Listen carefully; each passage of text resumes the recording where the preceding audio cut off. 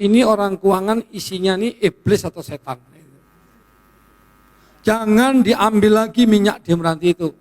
Gak apa-apa, kami juga masih bisa makan daripada uang kami dihisap sama pusat. Saya sudah punya kayaknya. Izin Pak Bupati. Sebentar Bu, ini karena kami daerah miskin, kalau kami kaya kami biarkan aja. Mudah ambil 10 triliun pun gak apa-apa. Kami daerah miskin, daerah ekstrim. Jadi kalau daerah miskin ada minyak, Bapak Ibu ambil, uangnya entah dibawa kemana, pemerataan kemana. Seharusnya kami ini yang menjadi prioritas. Karena Pak Jokowi 2024 wajib 0%. Bagaimana kami mau membangun rumahnya, bagaimana kami mau mengangkat kemiskinan orang, nelayannya, petaninya, buruhnya. Bapak mau tahu, akibat pandemi COVID, warga Meranti nggak bisa pergi ke Malaysia.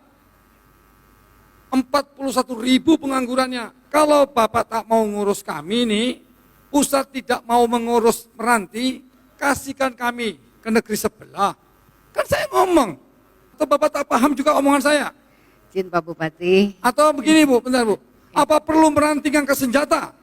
Kalau tidak bisa juga nanti kita ketemu di mahkamah Pak. Itu Pak. Ya kita tunggulah. Ada tidak nanti gugatan saya ke mahkamah. Kita lihat. Izin Pak. Saya mandeng Bapak di sini. Aku tinggalkan di ruangan. Baik Pak Bupati, terima kasih. Mungkin bisa stay sebentar lagi, kita akan selesai Pak Bupati.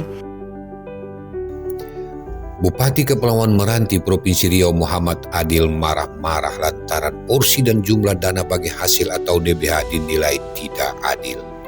Pemerintah pusat dituding berada di balik pembagian dana dan disebut-sebut sebagai pihak yang paling untung dalam skenario dana bagi hasil ini. Pejabat Kementerian Keuangan Republik Indonesia yang seharusnya aktif memberikan penjelasan tentang skema dana bagi hasil ternyata lebih banyak diam dan sulit diajak bertemu. Pantas saja Bupati Kepulauan Meranti ini harus marah. Bahkan setelah menyemprot Direktur Perimbangan Keuangan Republik Indonesia Luki Alfirman saat rapat koordinasi pengelolaan pendapatan belanja daerah di Pekanbaru Kamis 9 Desember 2022 lalu itu, Muhammad Adil walk out, keluar meninggalkan forum rapat tersebut. Bupati Kepulauan Meranti ini berkeyakinan haruslah daerah yang dipimpinnya itu mendapat DBH dengan hitungan $100 per barel. Namun sayang, pemerintah pusat hanya memberikan 114 miliar rupiah berdasar hitungan $60 per barel di tahun 2022 ini. Muhammad Adil memang butuh penjelasan resmi tentang besaran dana bagi hasil dari Kemenkeu.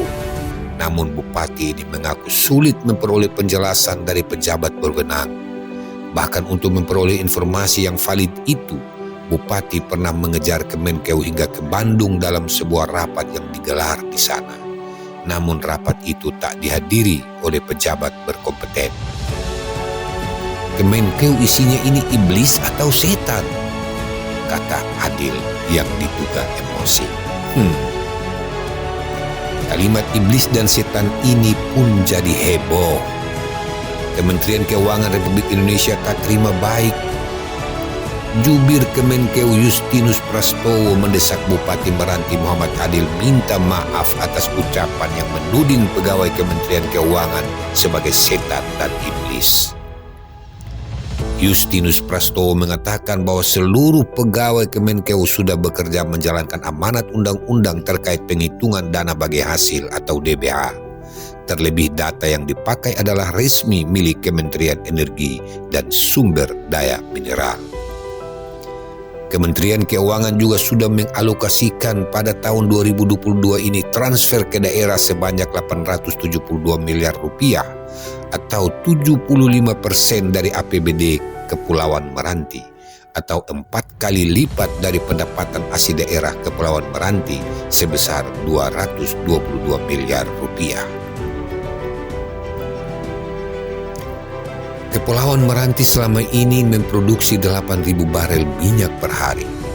Namun Bupati Kepulauan Meranti mengaku tidak pernah menerima rincian penerimaan daerah atas hasil sumber daya alam daerahnya itu. Produksi minyak Kabupaten Meranti terus bertambah dan harga minyak dunia juga melonjak, tapi penerimaan DBH hanya bertambah 700 juta rupiah di tahun 2022. Produksi minyak Kabupaten Meranti diyakini akan bertambah. Hal itu tercermin dari yang awalnya hanya 13 sumur bor akan menjadi 19 sumur di tahun berikutnya. Target produksinya juga akan naik menjadi 9.000 barel per hari. Aktivitas produksi ribuan barel per hari itu, Kepulauan Meranti hanya mendapatkan keuntungan yang kecil dari eksploitasi sumber daya alamnya. Di gelimangan kekayaan alam minyak itu, ternyata Meranti adalah daerah miskin. Di tengah lonjakan harga dan produksi minyak, angka kemiskinan di Kabupaten Meranti dalam 3 tahun terakhir terbilang cukup tinggi. Berdasarkan data Badan Pusat Statistik, penduduk miskin di Kabupaten Meranti pada 2021 tercatat sebanyak 48.000 orang. Dan pada tahun 2020 jumlah penduduk miskin di Kabupaten Meranti tercatat sebanyak 47.000 orang. Dan di tahun 2019 tercatat sebanyak 49.000 orang. Jika dilihat dari persentasenya, jumlah penduduk miskin Meranti pada tahun 2021 sebesar 25,68% dari total penduduk Meranti. Artinya, 1 dari 4 orang di Kabupaten Kepulauan Meranti terbilang miskin. Bupati Kepulauan Meranti Muhammad Adil pun meminta pemerintah pusat untuk tidak lagi alias stop mengambil minyak di Kepulauan Meranti.